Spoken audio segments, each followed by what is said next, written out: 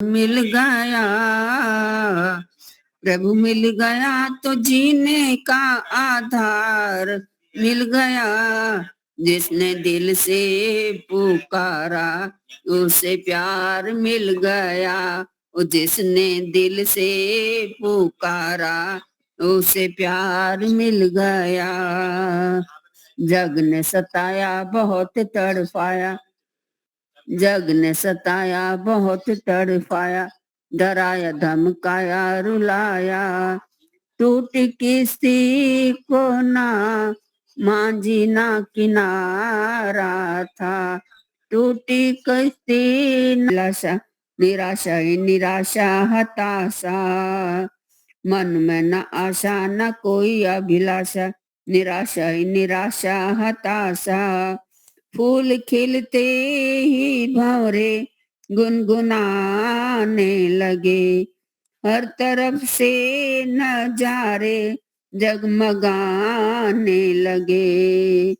फूल खिलते ही भंवरे गुनगुनाने लगे, हर तरफ से नजारे जगमगाने लगे। गुल को बहारे बहारों को गुलजार मिल गया, गुल को बहारे बहारों को गुलजार मिल गया। जिसने दिल से पुकारा उसे प्यार मिल गया। मन से पुकारो करम से पुकारो, करम से पुकारो ये प्यारो। मन से पुकारो वचन से पुकारो, करम से प्यारे पुकारो। गर तुम्हारी पुकारो में असर होगा, अगर तुम्हारी गर तुम्हारी पुकारो में असर होगा। सच्चा रहबर तुम्हारा हम सफर होगा। जाने अनजाने ये खुशियों का उपहार मिल गया। पथिक हजारों उजालों का संसार मिल गया। पथिक हजारों उजालों का संसार मिल गया। जिसने दिल से पुकारा उसे प्यार मिल गया।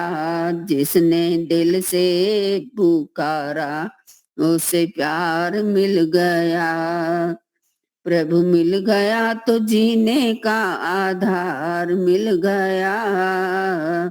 प्रभु मिल गया तो जीने का आधार मिल गया। जिसने दिल से पुकारा उसे प्यार मिल गया।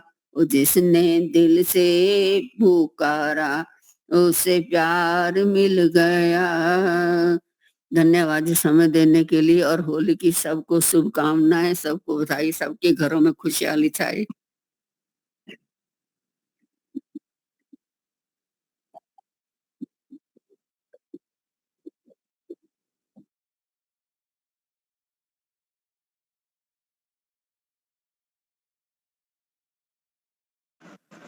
ओम नमस्ते जी। जी आवाज थोड़ा सा, आवाज स्पष्ट है तो जरा सूचित कर दीजिए।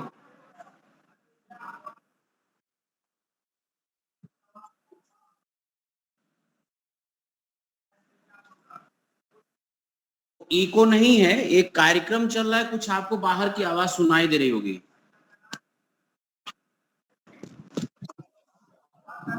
जी हेलो, ठीक है, चलिए हम सब मंत्र का पाठ कर लें।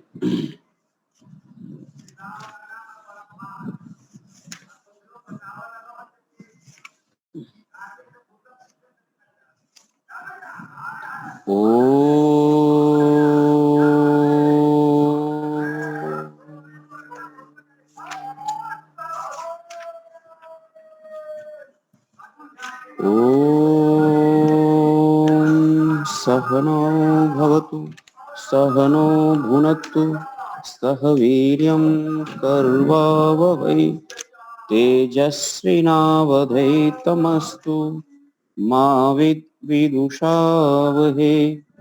ओम शांति शांति शांति।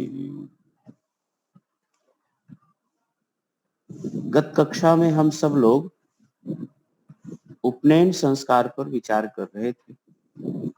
जो उपनयन संस्कार का मुख्यांश हो और जो मुख्य मंत्र थे उन सब पर विस्तृत चर्चा कर लिए हैं।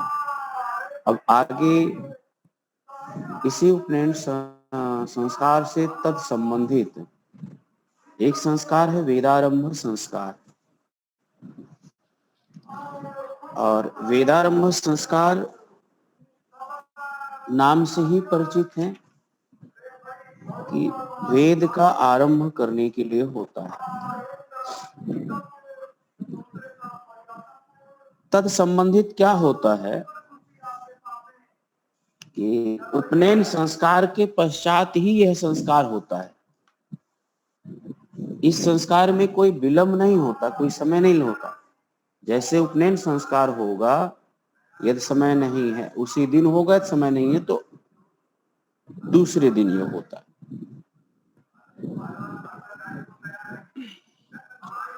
अब यह वेदारंभ संस्कार जो है वो आचार्य की कुल में होता है। सबसे पहले यह हम लोग सिद्धांत के रूप में प्राप्त कर ले। हम पिता के कुल से आचार्य के कुल में जाते हैं और आचार्य के कुल से जो हमारी योग्यता होती है, फिर आचार्य के कुल से हम उस गृहस्थ में प्रवेश करते हैं। जो हमारी वैदिक व्यवस्था थी, इस बात को समझने का हम लोग प्रयत्न करें कि हम जिस कुल में जन्म लिए, वह कुल कोई भी हो, सब लोग गुरुकुल में जाएंगे और गुरुकुल में जाने के बाद वो आचार्य का कुल होगा, वो गुरु का कुल कहलाएगा।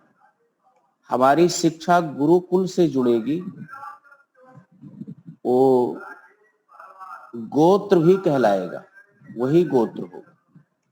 और उसके बाद जो हमारी योग्यता होगी, और वो मुख्यतः 4 वर्ण हम समझते हैं, उन 4 वर्णों में भी अवान्तर होते हैं, ब्राह्मण, क्षत्रिय, वैश्य और शूद्र। अब हमने जन्म कहाँ लिया ये महत्वपूर्ण नहीं है, हम गुरुकुल में आए ये महत्वपूर्ण है। हमने यहाँ पर क्या योग्यता बना और आचार्य ने हमारा वर्ण, किस वर्ण से हमें संज्ञा दी है, ब्राह्मण क्षत्रिय वर्ण। अब वो योग्यता लेकर के फिर उसी कुल में हम जाएंगे। यदि इस भाषा को सीखना है तो ऐसे ही समझ जाइए कि जैसे आजकल बच्चे बहुत अच्छे इंस्टीट्यूट से, किसी संस्थान से इंजीनियर बनते हैं, तो कंपनियां उनको वहीं से ले लेती हैं, जो अच्छे अच्छे कंपनियां छाट लेती है, अपने ले जाती है अपनी कंपनी से। और आप देखेंगे कि उस बच्चे का जिसने पढ़ा है उस संस्थान में, अब जिस कंपनी में गया तो पढ़ा है, वो परिचय तो ठीक है, लेकिन उस कंपनी के नाम से जाना जाता है, इस कंपनी का इंजीनियर है अथवा इससे।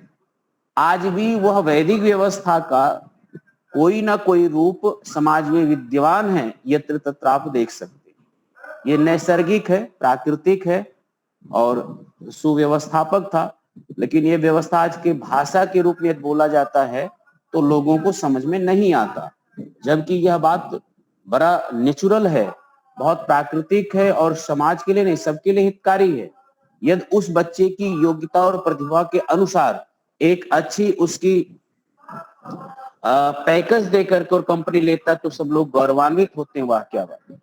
ठीक इसी प्रकार से गुरुकुल में सुयोग्य बनते थे और वो बालक कहाँ जाएगा ये पता होना चाहिए। अब उदाहरण के रूप में आप ये देखें कि आचार्य चाणक्य ब्राह्मण कुल में पैदा हुए,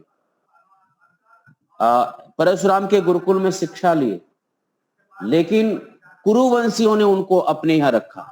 वो कुरुवंश में गए और कुरुवंश में जाकर के वहां पर उनके लिए गुरुकुल दिया गया और गुरुकुल संचालित किया। और क्षत्रियों का गुरुकुल था, वहां छात्र धर्म ही ज्यादातर सिखाया गया, शास्त्र नहीं सिखाया गया। आचार्य द्रोण के एक भी शिष्य ब्रह्मज्ञानी नहीं हुआ। पूरा महाभारत पढ़ लीजिए, वहां अस्त्र शस्त्र के संचालन को ही सीखा जिसने सीखा। सामान्य ज्ञान कराया होगा, मतलब और सब चीज, लेकिन ब्रह्मज्ञानी ब्रह्मवेत्ता या ब्राह्मण जैसा कुछ पैदा नहीं किया जैसे परशुराम ने बनाया था उस प्रकार से। तो कहने का अभिप्राय यह है कि जैसा वर्तमान में लोग जानते हैं, समझते हैं और जिस प्रकार से लेकर के विवाद या हमारी वैदिक व्यवस्थाओं पर प्रश्न चिन्ह खड़ा करते, वैसी पहली व्यवस्था कोई दृष्टिगोचर नहीं होता है। बहुत सूक्ष्म अध्ययन करने के पश्चात ये पाएंगे। तो यही बात मैंने कहा कि ये बात समझ लिया जाए कि गुरुकुल में जब हम जाते थे और गुरुकुल में पिता के कुल से पितृ के कुल में और पितृ के कुल से आचार्य के कुल में, और आचार्य का कुल ये निर्धारण करता था कि अगला अब आप जाएंगे तो किस कुल में जाएंगे। यदि वहीं से वो ब्रह्मचारी वैराग्य की दीक्षा प्राप्त कर लिया है तो वो ब्रह्म ऋषियों के पास चला जाता था, पिता के घर वापस नहीं जाता था। किसी ब्रह्म ऋषि के पास में अखंड ब्रह्मचर्य का व्रत लिया हुआ वो किसी ऋषि के आश्रम में अनुसंधान करता और वहां मिलता था। अथवा यद्यप वो गृहस्थ में जाना चाहता था तो उसी जिस प्रकार की उसकी योग्यता होती थी, चाहे कन्या हो और चाहे वो पुरुष हो, बालक हो, दोनों को उस कुल में दिया जाता और वर्ण भी वहां से किया जाता था। इस गुरुकुल से निकलेगा ये हमारे पिता के कुल। आज पिता अलग विचारधारा का है, अलग योग्यता का, अलग मानसिकता, और पुत्र अलग है, शूद्र वर्ण का, उसी घर में रह रहे, दोनों रोज लड़ाई झगड़ा होता है, कलेश हो रहा है, ना उसकी साधना हो पा रही है, ना पुत्र की कोई प्रगति हो पा रही पहले की बहुत। तो वेदारंभ संस्कार, उपनयन संस्कार और वेदारंभ संस्कार, उपनयन संस्कार हुआ और वेद प्रारंभ होगा, वेद की शिक्षा दी जाएगी। इसमें आचार्य की पूरा का पूरा अधिकार होता था कि हाँ इसको ये वेद पढ़ने लायक है या वेद पढ़ने लायक नहीं है। तो उपनयन संस्कार गुरुकुल में प्रवेश होता था और वेदारंभ संस्कार इसलिए होता था कि वेद पढ़ने योग्य है अथवा नहीं है, ये निर्धारण होता था। तो वेदारंभ संस्कार पर आइए हम सब लोग अब थोड़ी थोड़ी बातों को लेकर के और फिर इसको समझने का प्रयत्न करें।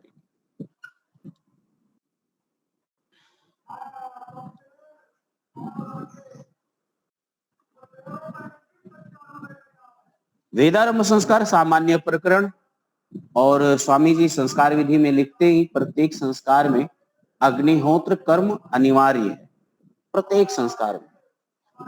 जहां पर आप ये देखेंगे कि समाज के लोग बिल्कुल उपेक्षित कर रखे, और गुजरात में जब बालक पैदा होता है, जन्म लेता है, तो उसको 1.25 महीने अछूत मान करके उसके घर का लोग पानी तक नहीं पीते। ऐसा मानते हैं कि ये 40 दिन तक अभी होगा, लेकिन कम प्रतिशत में है। मैं रहा हूं जहां तक जन्म ले, जिसके घर बालक जन्म लेगा उसको अछूत मानते हैं कि 40 दिन तक इनके यहाँ शुद्धि नहीं होगा। तो पूजा पाठ का भी जो लोग पौराणिक पूजा पाठ करते हैं उसको भी थोड़ा मना करके रखते हैं, अथवा उनके घर में वो उतने दिन के अंतराल में कोई शुभ कार्य नहीं होगा और अग्निहोत्र और आदि भी नहीं होगा, क्योंकि उस समय जात क्रम संस्कार जिनको करना होता था वो आर्यग्राम में आते थे, वो घर में जात क्रम संस्कार नहीं हो पाता, अथवा जात क्रम संस्कार का अग्निहोत्र निकाल करके केवल बच्चे के कान में जो मंत्र दिया जाता है, बोला जाता है पिता के द्वारा, वो बुलवाते थे। अग्निहोत्र को कहते थे इसको अभी नहीं करिए। तो वो पूछने पर ऐसा होता था कि भाई क्यों? तो अग्निहोत्र इसलिए नहीं होता है कि वो बच्चे संतान पैदा हो, परंतु ऋषि दयानंद तो संस्कार विधि लिखते हुए प्रत्येक संस्कार में अग्निहोत्र अनिवार्य क्रम बताया। ऐसे ही अंत्येष्टि में जिसके घर कोई मृत्यु हो जाती है तो उसके घर ये सारे कार्य करना वर्जित हो जाता है कि अग्निहोत्र नहीं होगा, पूजा पाठ नहीं होगा, संध्या नहीं होगा, वेद मंत्र नहीं होगा। ये परंपराएं कहाँ से चली, कैसे चली, मुझे तो कुछ नहीं पता, लेकिन मेरा यहाँ पर इतना अपनी बातों को प्रतिपादित करना है और ऋषि दयानंद से ऋषि दयानंद के प्रमाण से अपनी बात को प्रमाणित करना है कि ऋषि गर्भाधान से लेकर के और अंत्येष्टि पर्यंत जितने हैं उन सब कर्मों में अग्निहोत्र की विधि दिया है, मंत्रों का विनियोग किया है और बड़ी तरीके से पद्धति को विनीत किया है, बड़ी अच्छे पद्धति से विनीत किया है। जो आस्थावान है, जिन्होंने ऋषि दयानंद के सिद्धांतों में गति है, ऋषि दयानंद पर विश्वास करते हैं, वो सब लोग इनको बड़े निर्विवाद रूप से, बड़े उत्साह और उल्लास पूर्वक इन पद्धतियों को मानते हैं और अपने घर में करते और कराते हैं। परंतु समाज अभी भी अंधविश्वास, समाज अभी भी पुरानी रूढ़ियों पर वहां पर रुका हुआ है। तो वेदारंभ संस्कार भी है बालक का, वहां भी सामान्य होगा ही होगा, सामान्य जी की पद्धति लिखते हैं। और विशेष करके जानकारी आप लोगों को बताएं कि जो हम दैनिक अग्निहोत्र करते हैं, सीधा दैनिक अग्निहोत्र प्रत्येक संस्कार में वैसा नहीं होता। प्रत्येक संस्कार में अग्निहोत्र करने का जो रूपरेखा है, किस मंत्र के बाद क्या बोलना है, कितना बोलना है, वो होना चाहिए, वैसा ही होता है और ऋषि ऐसा लिखते हैं। अब जैसे विवाह संस्कार में हम जाते हैं तो बड़े बड़े पंडित पहले अग्निहोत्र जो है दैनिक अग्निहोत्र प्रारंभ करते हैं, जबकि विवाह संस्कार में दैनिक अग्निहोत्र का प्राविधान नहीं है। और वहां पर जाकर के देखेंगे तो पंचाग्नित आहुति नहीं मिलेगा आपको। दैनिक अग्निहोत्र में जाएंगे तो सूर्यो ज्योति ज्योति और अग्नि ज्योति वाले मंत्र नहीं मिलेंगे आपको।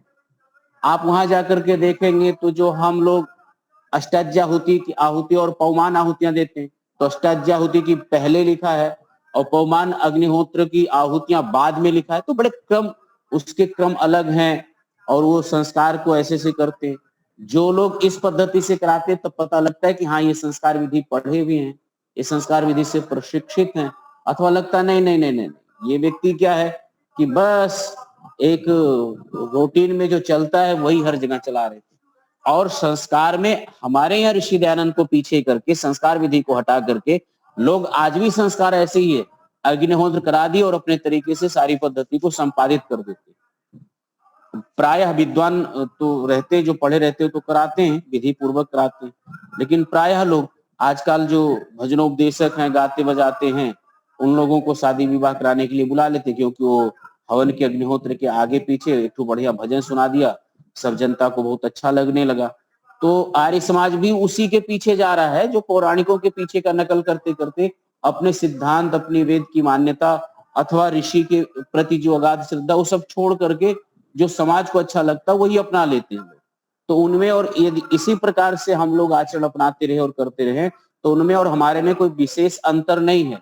आजकल हम देख रहे हैं कि बहुत सारे भजनोपदेशक जिन्होंने संस्कृत नहीं पढ़ा, भजन गाना सीखा है, थोड़ा बहुत ढोल बजाना सीखा कि नहीं सीखा पता नहीं, हारमोनियम भी ठीक से बजता है कि नहीं बजता, वो लोग भी अब विवाह संस्कार करा रहे हैं और गा बजा करके विवाह संस्कार कराने लगे हैं, और वो भी यूट्यूब पर डालते लोग डालते हैं। अब वह विधि जो ऋषि ने लिखा है उस विधि का क्या होगा? ये तो लोग अपनी अपनी अलग अलग तरीके से, मनमाना तरीके से विधि बना लेंगे। मनमाना तरीके से लोग हवन, जो विधि में जितने मंत्र हैं उन मंत्रों को ना बोल करके, काट छाट करके, ऋषि दयानंद के विधि की पद्धति को काट छाट करके, जैसा जैसा वैसा ना करके बस थोड़ा करना, मीठा करना। अब क्या पूछे थे? Short and sweet.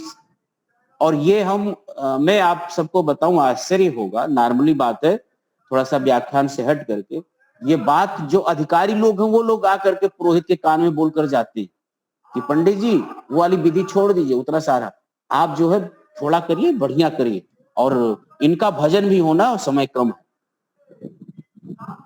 तो यदि इसी प्रकार से हम लोग विधियों को करते रहेंगे तो आगे 10 साल बाद तो सब लोग नया नया विधि बना देंगे, सबके संचालक, सबके फॉलोअर हो जाएंगे, तो हमारे और पौराणिकों में ज्यादा विशेष मान्यता नहीं होगी।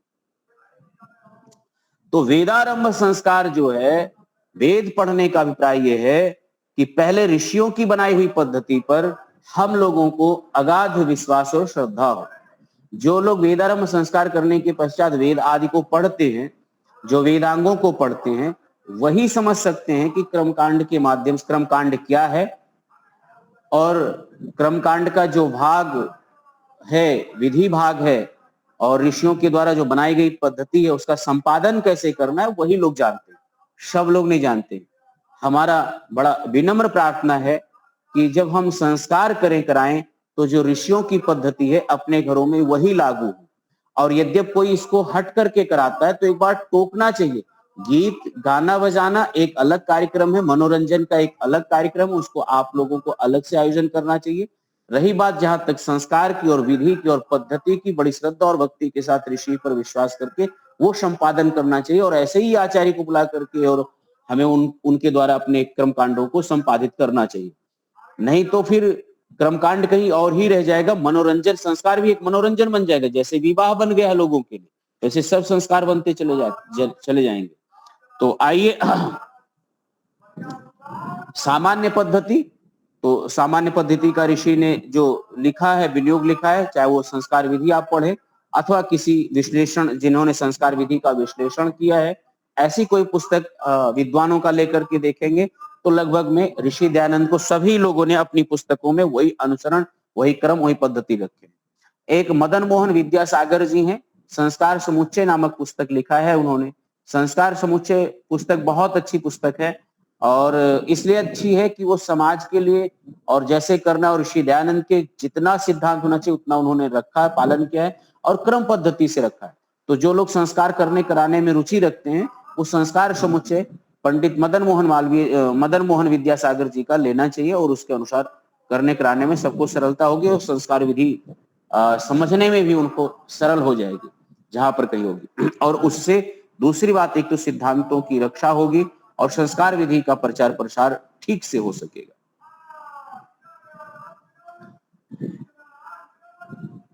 जैसा कि पूर्व में हम बताए कि जो वेदारंभ संस्कार है वो जो विद्या का केंद्र है, आचार्य का कुल है, उसी कुल में होता है। वैदिक काल के शिक्षा शास्त्रियों ने बालक को शिक्षा का केंद्र माना था, अर्थात बालक पर ही केंद्रित होते थे। आज यह बात कहने को अत्यंत सरल मालूम पड़ती है, परंतु जो यूरोप में शिक्षा के इतिहास को जानते हैं उन्हें मालूम है कि एक लंबे चौड़े युग में गुजरने से बाद शिक्षा जगत में यह कहा जाने लगा है कि शिक्षा का केंद्र बालक होना चाहिए। नहीं तो शिक्षक, स्कूल की बिल्डिंग, पढ़ाई लिखाई के घंटे, पाठ्यक्रम ही शिक्षा का मुख्य विषय माना जाता है। अर्थात आज का बालक ना मान करके, बालक को शिक्षा का केंद्र ना मान करके इंफ्रास्ट्रक्चर को ही शिक्षा का केंद्र माना जाता है, मुख्य पृष्ठ पे। परंतु वैदिक व्यवस्था में देखेंगे कि बालक ही शिक्षा का केंद्र है।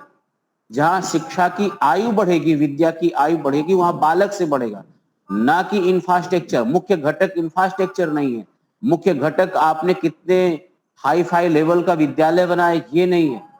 अब कल हमारे एक माननीय श्री पंकज सिंह थे मंडलायुक्त, तो गुरुकुल में भेंट करने के लिए शिष्टाचार भेंट हुआ, तो उन्होंने आज की शिक्षा को कचरा बताया। मैं कुछ नहीं, एक मंडलायुक्त है, उन्होंने कहा कि आज का शिक्षा एक कचरा के पेटी जैसा है, बच्चों के अंदर वही भर देते हैं और बच्चे वही लेकर के समाज में हिलते डोलते चलते फिरते हैं। उनके शब्द है, बड़े दुख के। तो एक आईएएस व्यक्ति मंडलायुक्त रहा हो और वो व्यक्ति शिक्षा के प्रति, वर्तमान शिक्षा के प्रति यदि ये भाव रखता है तो शिक्षा में कहीं ना कहीं कमियां हैं और कब प्रबुद्ध लोग जगेंगे, कब निकालेंगे। तो हमने बोला कि प्राचीन काल में जो शिक्षा का मुख्य केंद्र या बिंदु हुआ करते थे वो बालक होते थे। आज के शिक्षा के मुख्य घटक जो है वो इंफ्रास्ट्रक्चर है। हम अपने बच्चे को शिक्षक और शिक्षा और बालक पर कोई ध्यान नहीं देता। शिक्षकों की वो दशा है, ये सारे एजुकेशन में किराए के टट्टू को खरीद लेते हैं, किराए पर उनको रखते हैं, जब चाहते हैं तब रखते हैं, जब चाहते हैं तो केस पकड़ करके बाहर कर देते हैं। प्राइवेट स्कूलों की हाल है, और बाहर निकाल देते हैं, दूसरे किसी को रख लेते हैं। अब बालक जो जुड़ता है शिक्षा, मतलब जो अपने शिक्षक से, टीचर से जब विद्यार्थी जुड़ता है और वही पता लगता है कि 6-7 महीने 8 महीने बाद निकल गया, अब अगले साल दूसरे। एक विद्यार्थी को अपने शिक्षक को समझने में कम से कम उसको 6 मंथ लग जाते, उसके व्यवहार को सीखने में, उसकी भाषा को पढ़ाने की शैली को सीखने में उसको 6 मंथ लगता है। और यहाँ निकाल करके दूसरा ले आते, तीसरा ले आते, और उसके बाद वो बालक जब तक उनसे जुड़ेगा, इमोशनल अटैचमेंट करेगा। यहाँ तो मंत्र में पढ़ते हुए पूर्व में हम लोग पढ़े हैं, प्रजापतिष्वा न्यूनक्तु मह्यम, वहां बृहस्पतिष्व न्यूनक्तु मह्यम, बृहस्पति का संबोधित करके कहा है कि उसने हमें और आपको नियुक्त किया आचार्य और शिष्य को। और यहाँ तो आज आधुनिक जितने भी संस्थाएं हैं वो शिक्षकों को बदलते रहते हैं और वो नहीं जानते कि इनके मानसिक स्थिति पर क्या होगा। इसलिए हृदय की भावनाओं से बालक के शून्य होने का, निर्माण होने का यहीं से प्रारंभ हो जाता है। इसलिए आज के शिक्षक को सम्मान देते हुए, जैसे पूर्व में सम्मान देते थे, एक वृद्ध थे, बहुत वृद्ध, मतलब वो 70-75 साल के होंगे, उनके शिक्षक 90-95 साल के, वो रिटायर होकर के आए तो अपने शिक्षक से मिलने गए और इतने सम्मान के साथ उनको प्रणाम करते हैं, और उनकी हिम्मत नहीं हुई कि 95 साल के शिक्षक के सामने उनके सम्मान में कुर्सी पर बैठ जाए उनके बराबर। देख करके आश्चर्य लगता है। ये हम लोग के सामने हम लोग उस मध्य पीढ़ी के लोग हैं जो इस कल्चर को भी देख रहे हैं, और जो आने वाला कल्चर है, आधुनिक कल्चर, वह भी लोगों को देख रहे हैं। तो कहने का अभिप्राय यह है कि शिक्षा का मुख्य केंद्र बालक होता है, और बालक में जितना स्वच्छ, शुद्ध, परमार्जित शिक्षा उसके अंदर प्रतिष्ठित होता है, वही सुयोग्य होता है, वही समाज के लिए, राष्ट्र के लिए, सबके लिए कल्याणकारी होता है। वेदारंभ संस्कार में इसी बात की बुनियादी तौर पर ऋषियों ने दृष्टि गोचर किया, और उनकी दृष्टि में मिला कि कोई मुख्य घटक है तो वो बालक है, बालक है शिक्षा का मुख्य घटक। और इसलिए पहले किसी हाई फाई पर नहीं, और इस बात को सब लोग समझते हैं, इसकी आवश्यकता सब लोगों को है, जानते सब लोग हैं। और बच्चे का हित भी वही होता है जहां शिक्षक सुयोग्य होता है। बड़े से बड़े विद्यालय में जहां बहुत हाई फाई उसके शुल्क हो, बहुत हाई फाई जहां पर उसकी इंफ्रास्ट्रक्चर और संस्थाएं हो, माता पिता वहां पढ़ा करके संतुष्ट नहीं होता, सामाजिक स्टेटस खड़ा कर देता है, पढ़ाता योग्य टीचर को बुला करके अपने घर में ट्यूटर रखता है, अथवा उस कोचिंग सेंटर में भेजता है जहां पर एक सुयोग्य टीचर पढ़ाने वाला होता है। वो गरीब हो या उसके पास में बाहर का कोई आवरण नहीं, लेकिन पढ़ाने उसी शिक्षक से पढ़ा करके माता पिता संतुष्ट होते। तो विचारधारा हम लोगों को यह समझने की आवश्यकता है कि आज भी जिस शिक्षक से पढ़ा करके होता है, तो ये जो शिक्षा का बाजारीकरण हो रहा है, इसको भी कौन रोकेगा? इसको भी हम ही माता पिता रोकेंगे। क्यों नहीं? जो पैसा, जो फीस, जो उन्हा देना, वो अच्छे सुयोग्य शिक्षक को आप इकट्ठा करिए, 10 माता पिता और 1-2 शिक्षक को रखिए, अपने बच्चों का निर्माण करिए। हम जाकर के अपने बच्चों को चाहे उसकी क्रिश्चियनिटी यानी क्रिश्चियन मिशनरियों में पढ़ा रहे हैं, इस्लामिक मिशनरियों में पढ़ा रहे हैं, अथवा उसको हम नास्तिक बना रहे हैं, अर्जक विचारों के हाथ में अपने बच्चों को सौंप रहे हैं, अथवा अर्जक विचार नहीं तो उनको नास्तिकता, कम्युनिस्ट विचारधाराओं के विद्यालयों में अपने बच्चों को पढ़ा रहे हैं। आप इसको तो सोचिए कि जिनके पास हम बच्चे को भेज रहे हैं, या तो कम्युनिस्ट विचारधारा का हो रहा है, कम्युनिस्ट विचारधारा का होगा तो पाषाण हृदय बिल्कुल होगा, वो शून्य होगा धार्मिकता से, ऋषियों के प्रति, माता पिता के प्रति, और अपने जो भारतीय संबंध है माता पिता पूरे रिलेशनशिप के प्रति, वो तो शून्य हो जाएगा। और शून्य क्या, विद्रोही हो जाता है। ये कम्युनिस्ट के हाथ में आपका बच्चा गया, ईसाई मिशनरियों के हाथ में गया तो उस प्रकार का हो जाएगा, इस्लामिक मिशनरियों के हाथ में आपका बच्चा यदि प्राथमिक शिक्षा सीख रहा है तो उस प्रकार का हो जाएगा। तो ये चीजें हमें और आपको समझ करके और अपने बच्चों को वहां से बचा करके निकालना होगा, और निकाल करके कुछ मैं बातें बताना चाहता हूं। अभी मैं और स्वामी हरीश्वरानंद जी बड़ौदा गए थे। बड़ौदा में वहाँ फतेह सिंह अनाथ आश्रम में, वहाँ हम रुके। वहाँ अच्छा प्रातः काल बहुत सारी बहनें व्यायाम आदि करने पतंजलि योग से आती है, महिलाएं सब। तो उनमें से हम भी वहाँ गए, कुछ व्यायाम करवाया किया और फिर थोड़ा वक्तव्य भी दिया। मैं वानप्रस्थी और अपने स्वामी जी साधु, तो दोनों का प्रभाव एक अलग वस्त्र का भी होता है। तो एक बहन हमारे अंत में आए कि हमारा ये बच्चा है, मेरा भतीजा है, तो वो ऐसे कुछ है कि उन्होंने माता पिता ने हमारे यहाँ घर में रख दिया, लेकिन जो भाई भाई होते हैं तो युवान है, साथ में पढ़ने वाले हैं, तो वो व्यसन है, दारू पीता है, शराब पीता है, मतलब इस प्रकार का, और उठ पटांग चेष्टा भी करता है। और मैं जब वो बोलता है उनके माता को, उनकी मानते नहीं, उनके पिताजी अपने बच्चे की मानते हैं। तो इतना बच्चा अवधव में है, 19 वर्ष का युवान है, कॉलेज में करता है, तो बिल्कुल सुनमुन था। तो उन्होंने हमने बोला है कि आप दोपहर में आओ, तो दोपहर में 3 बजे आए, मिला। हमने ये बताया कि आप माहौल से बेचारे को हटा दो, इस माहौल से दूर कर दो, आप अन्य हॉस्टल में रखो। हमके बॉम्बे में हॉस्टल में रखा, वहां भी वैसा ही व्यसन ड्रग्स आदि चलता है। फिर सूरत में वो देख सोच रहे हैं, हमने कहा कि ये बंद करो, आप पहले इस माहौल से आप निकाल दो, तो बच्चा आप सुधरेगा।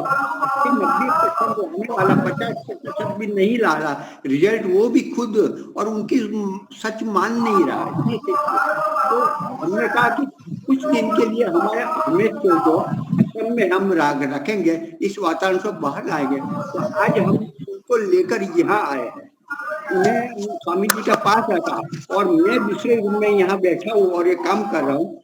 फिर उनको हवन में बिठाएंगे, गौशाला में ले जाएंगे, गौशाला को खिलाएंगे, उसके साथ प्रेम से हाथ लिए गाय को रखेंगे, तो कितनी शांति मिलेगी।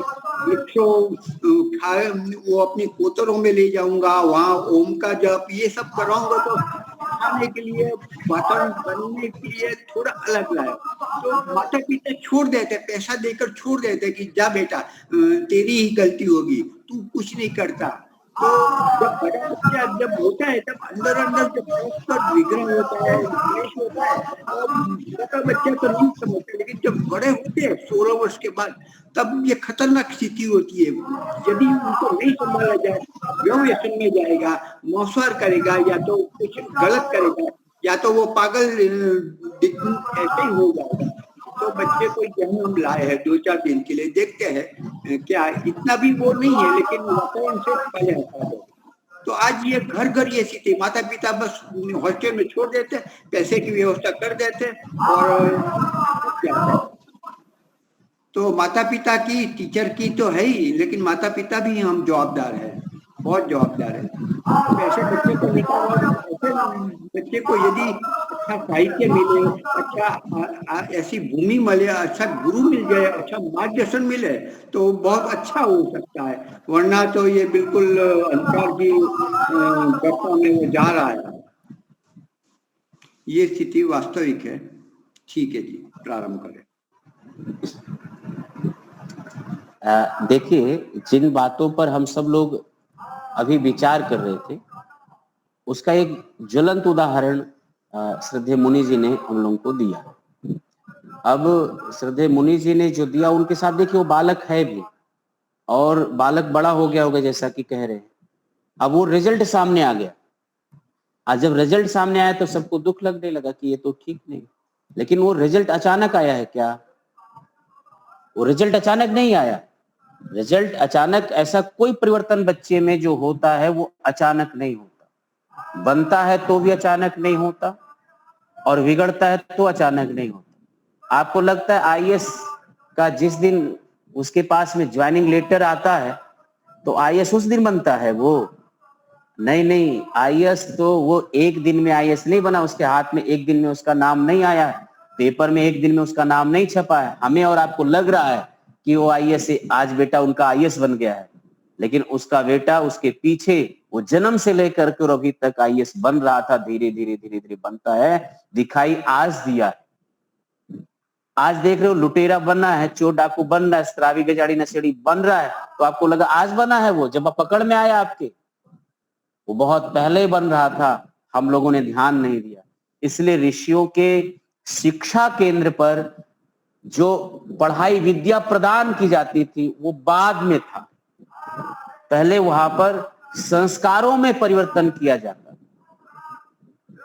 और संस्कारों में परिवर्तन करने के पीछे उसके पूर्व जन्म के संस्कार, वर्तमान समय के संस्कार और आगे इसके कौन से संस्कार किए जाएं जिससे एक ये सभ्य नागरिक बने।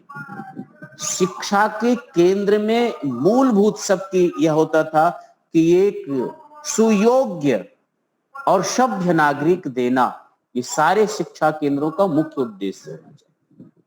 और इस तरफ जाकर के देखें, इस तरफ जाकर के देखें तो किसी भी शिक्षा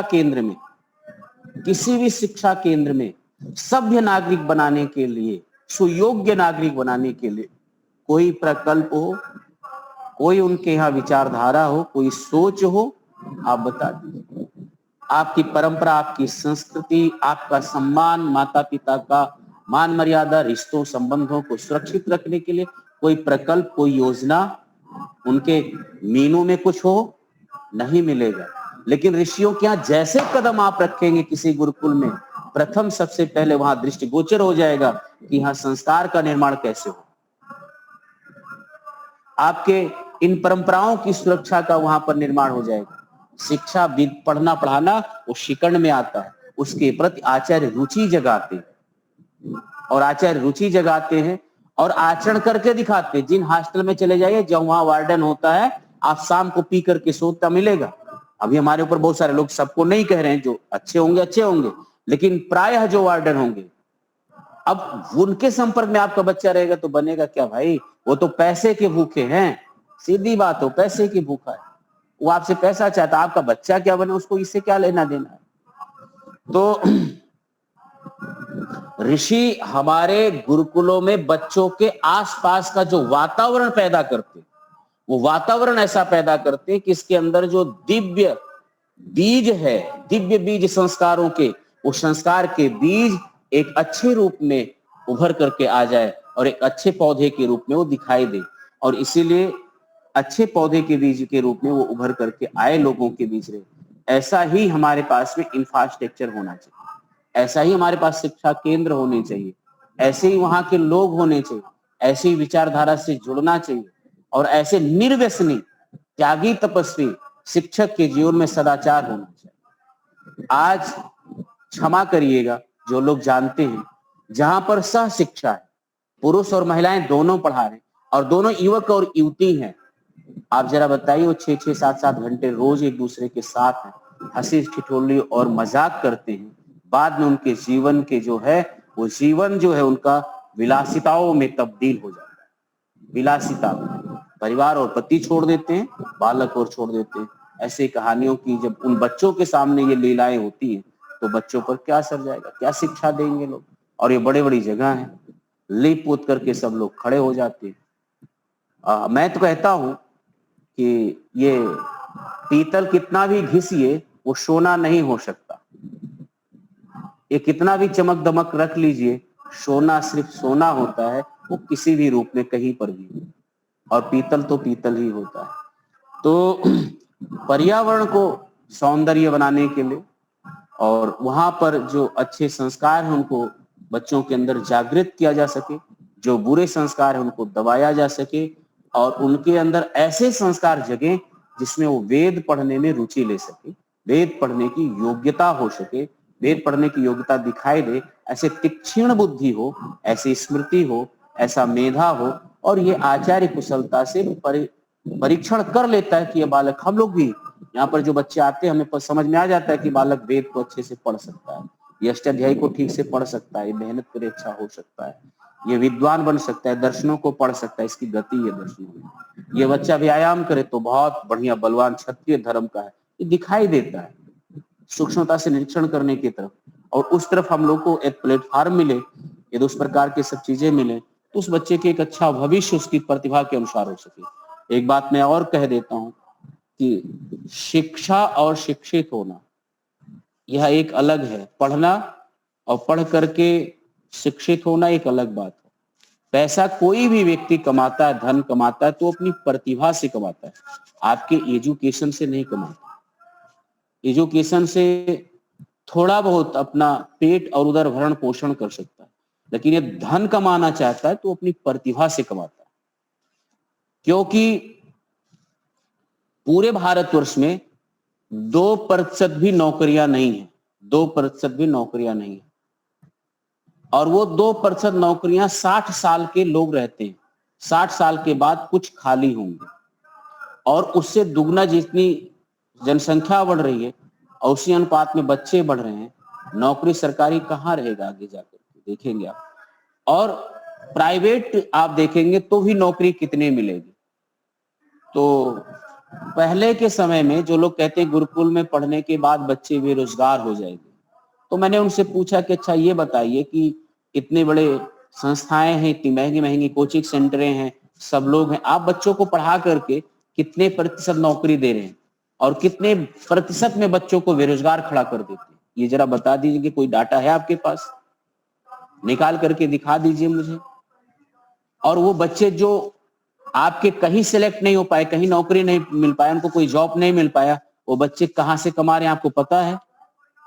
वो आपके दिए हुए शिक्षा से कमा रहे हैं, उनके जीवन में उपयोग, मात्र अपनी प्रतिभा से कमाते, और उनकी तादाद, उनकी संख्या अधिक है जो अपनी प्रतिभा से कमा रहे हैं। उनकी संख्या 98% है जो अपनी प्रतिभा से कमाते हैं, और 2% है जो आपकी संस्थाओं में पढ़ करके और वो नौकरियां प्राप्त करके, वो 2 से 3, 4, 5 प्राइवेट ले करके भी, इससे ज्यादा तो नहीं होगा। तो हम इतना एजुकेशन पर, समाज इतना पैसा खर्चा करता है, और भारत में तो अंधाधुंध, वो गधा भी हो तो उसको भी कहते हैं कि चल 11वीं कर, 12वीं कर, बीए कर, ये कर ले, नहीं तो कम से कम तेरे पास सर्टिफिकेट तो हो जाए। उस सर्टिफिकेट का लेबल उसके ऊपर चस्पा देते, बाद में वो कहीं पर भी बिठाए। तो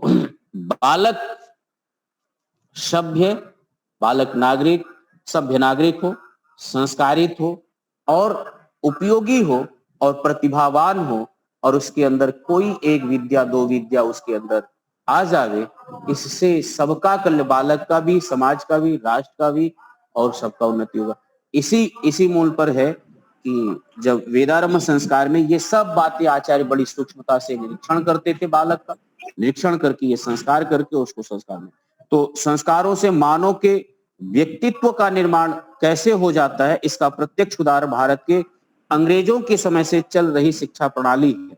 अंग्रेजों ने अपने शासन काल में जब भारतीय शिक्षा पर ध्यान दिया, तब उनके सामने पहला प्रश्न यह उपस्थित हुआ कि शिक्षा के द्वारा वे कैसे युवक उत्पन्न करना चाहते हैं।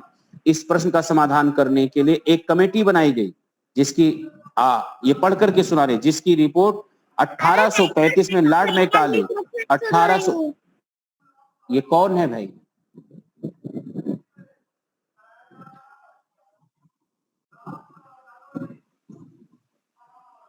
और 1859 में लिखी है। उन्होंने इस रिपोर्ट में लिखा है कि हमें ऐसे व्यक्ति उत्पन्न करने हैं जो शरीर से भारतीय हो, परंतु रहन सहन, वेशभूषा, बोलचाल और विचारों से अंग्रेज हो। शिक्षा के इस उद्देश्य के साथ 1835 में जिस प्रकार के संस्कारों के युवकों को उत्पन्न करने की नींव डाली गई, वह ईंट गारे की नींव नहीं थी, लोहे और सीमेंट की नींव थी, जो अंग्रेजों के चले जाने के बाद भी वैसी की वैसी खड़ी है। अंग्रेज चले गए, परंतु घर घर अंग्रेज मौजूद हैं। इसलिए मौजूद हैं क्योंकि 125 साल तक हमारे युवकों के मस्तिष्क पर जिन संस्कारों की चोट लगातार पड़ती रही, उससे भारतीय मस्तिष्क का अंग्रेज मस्तिष्क बन जाना स्वाभाविक था। अंग्रेजी शिक्षा के संस्कारों ने जिस प्रकार के युवक का निर्माण करना था, वह अंग्रेजों के चले जाने के वर्षों बाद भी वैसे का वैसा यहां मौजूद है। अब यह जो है सत्यरत्य सिद्धांत अलंकार आचार्य श्री कर रहे हैं, उन्होंने एक प्रमाणिक लेख लिखा और उस प्रमाणिक लेख में ये बात बताया, और सही बात है 1835 में लंदन का जो पार्लियामेंट है उसमें एक स्पीच दिया था लॉर्ड मैकाले ने, और वो नोट के साथ दिया था कि भारतवर्ष के हर गांव में एक गुरुकुल है, जितने गांव है उतने गुरुकुल है, और वह गुरुकुल के पास कोई अपना इंफ्रास्ट्रक्चर कुछ के पास है, कुछ के पास नहीं है, लेकिन वहां पर वो बच्चे बड़े आधुनिक तरीके से पढ़ाते हैं और हर एक शिक्षक अलग अलग विषयों में महारत है, और दूर दूर पर गांव बसे हैं, लेकिन एक शिक्षक दूसरे शिक्षक से सब संबंध सब एक दूसरे को जानते हैं और वहां जाकर के पढ़ते हैं। और कुछ तो लघु गुरुकुल हैं और कुछ ऐसे गुरुकुल हैं जहां पर लाखों विद्यार्थी भी पढ़ते हैं। तो उन्होंने कहा कि एक गुरुकुल, कुछ गुरुकुल तो 10 विद्यार्थी हैं, अच्छा 1 लाख विद्यार्थी, इस पर उन पर कोई शिक्षा पर कोई प्रभाव नहीं। बहुत मतलब उसको पढ़िए, वो क्या नाम है, आपको नेट पर भी उपलब्ध हो जाएगा, और सब स्पीच भी उस पर है राजू दीक्षित का, वह भी आपको उपलब्ध हो जाएगा, आप देखिएगा उसका कि किस प्रकार से आपकी शिक्षा को ऐसा मतलब उस पर कुठाराघात किया गया। नालंदा विश्वविद्यालय, तक्षशिला विश्वविद्यालय, और ऐसे उस समय कई यूनिवर्सिटी, जिस यूनिवर्सिटियों की शिल्प और जिस यूनिवर्सिटियों का वहां का आज भी इतिहास में मिल रहा है, और लोग कह रहे हैं, और एक प्रकार की विद्या नहीं, वो यूनिवर्सिटी होने के नाते वहां सब प्रकार की विद्याएं पढ़ाई जाती, सब वर्णाश्रम धर्मों को लोग पढ़ते, सब प्रकार के विद्वान तैयार किए जाते, और उन्हीं में से बहुत सारे विद्वान पढ़े हैं आए। अब दूसरा इसी विषय में हम लेते हैं कि ब्रह्मचारियों के लिए एक विद्या के केंद्र में आवश्यक किन किन बातों पर है, किन किन बातों की आवश्यकता है। तो वो 6 बातों को उद्धृत किया है सत्यव्रत सिद्धांत अलंकार जी ने। कहा कि विद्यार्थी के निर्माण में सबसे आवश्यकता है तो पर्यावरण की आवश्यकता। पहला, एक ऐसा परिवेश दीजिए, ऐसा पर्यावरण दीजिए जैसा विद्यार्थी चाहते हैं वैसा विद्यार्थी का पर्यावरण निर्माण करना की आवश्यकता होती है। दूसरा कहते हैं जो मुख्य घटक है वो मुख्य घटक शिक्षा का जो शिष्य अथवा ब्रह्मचारी है। तीसरा कहते हैं कि वो आचार्य है। चौथा कहते हैं कि जो आप विषय उसको पढ़ा रहे हैं, सिलेक्ट कर रहे हैं, अध्यापन और अध्यापन की शैली क्या है, ये मुख्य विषय। और पांचवा कह रहे हैं पठन पाठन की व्यवस्था। और छठा कह रहे हैं कि आप बालक को पढ़ा रहे हैं लेकिन उनके जीवन का लक्ष्य क्या है, वो माता पिता अपने बच्चे को क्यों पढ़ा रहे हैं, माता पिता अपने बच्चे को क्यों पढ़ा रहे हैं। एक प्रश्न मैं इसे थोड़ा सा इतर होकर के पूछ रहा हूं। जब हम विवाह संस्कार कराने जाते हैं तो जब पाणी ग्रहण संस्कार कराते हैं तो हस्तम ते गृभ्यणामि सौभक्त्वाय, ये जब मंत्र बुलवाते हैं उससे पहले हम बोलते हैं कि अच्छा ये बताइए आप सब शिक्षित हैं, पढ़े लिखे, विवाह कर रहे हैं, तो विवाह क्यों कर रहे हैं। आपको विवाह करने, हर चीज करने का एक लक्ष्य होता है, कोई ना कोई उद्देश्य होता है। तो विवाह करने का आपका क्या उद्देश्य। आज तक मैं सही बताऊं कि संस्कार में इसका उत्तर किसी ने नहीं बताया।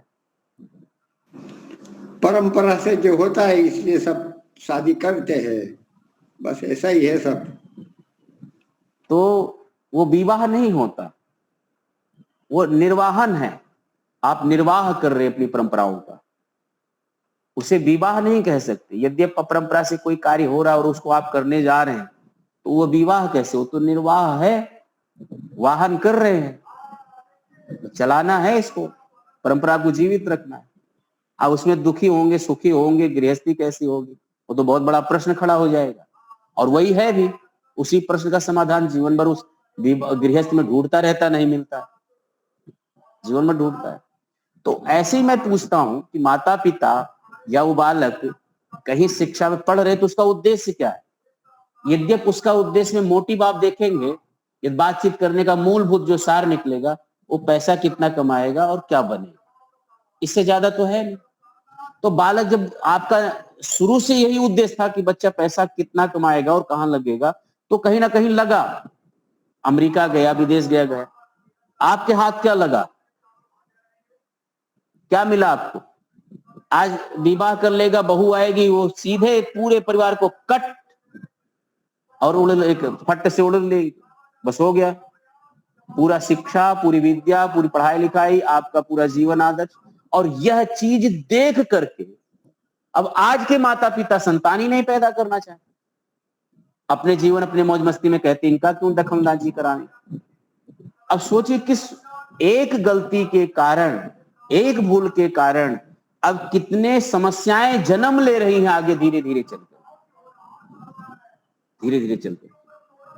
सबके बच्चों को देख करके, इस प्रकार के बच्चों को देख करके जो प्रताड़ित करते अपने माता पिता को, वृद्ध इस समय पर अपने बच्चे को उठा करके ले जा करके ऐसी जगह डाल दे रहे हैं उनको।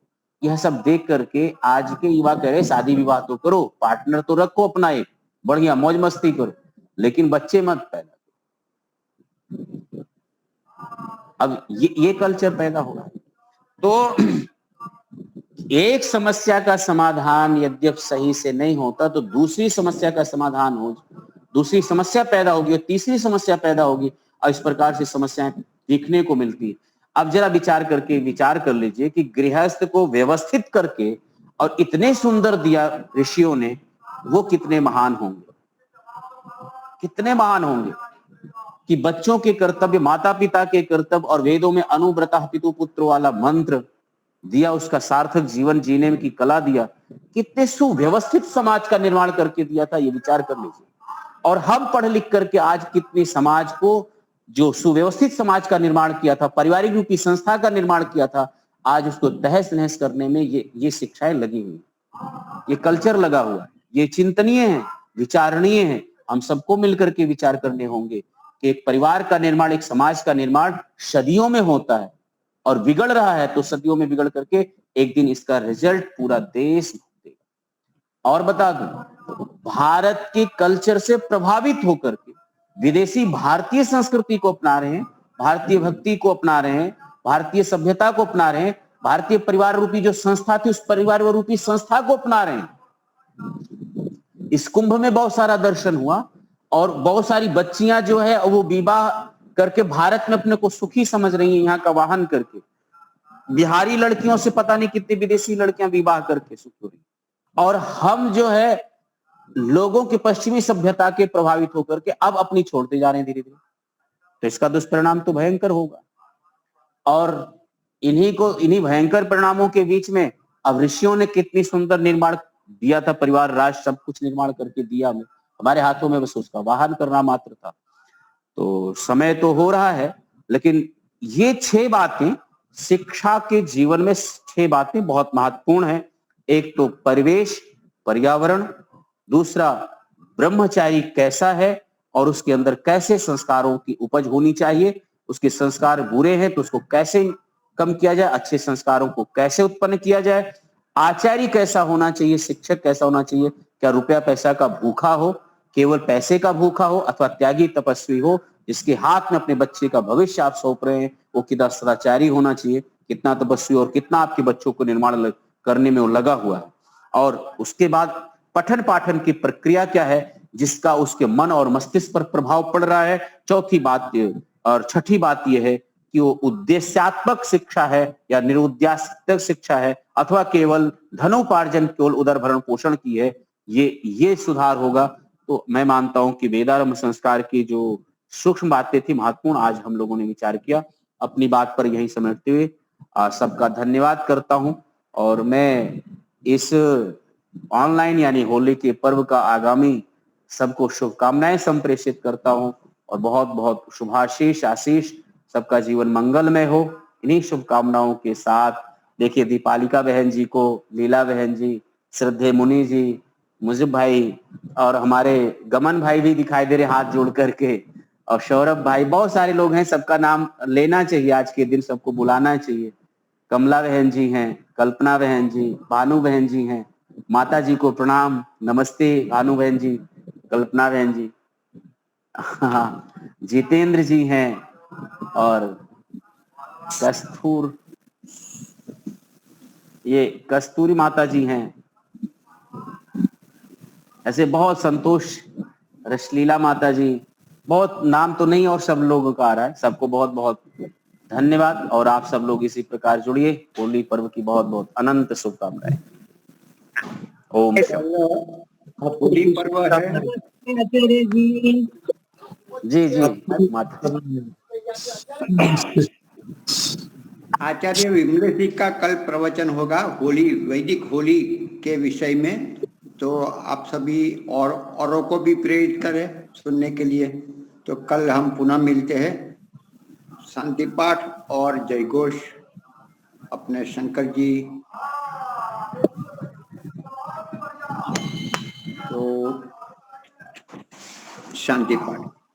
ओम द्यौ शांतिरंतरिक्षं शांति पृथिवी शांतिरापः शांतिरौषधयः शांति वनस्पतयः शांतिर्विश्वे देवा शांतिर्ब्रह्म शांति शांति शांतिरेव सामा शांतिरेधि। ओम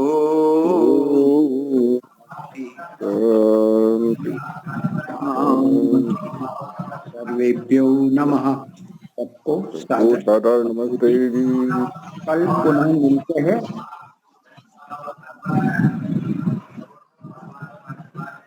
जी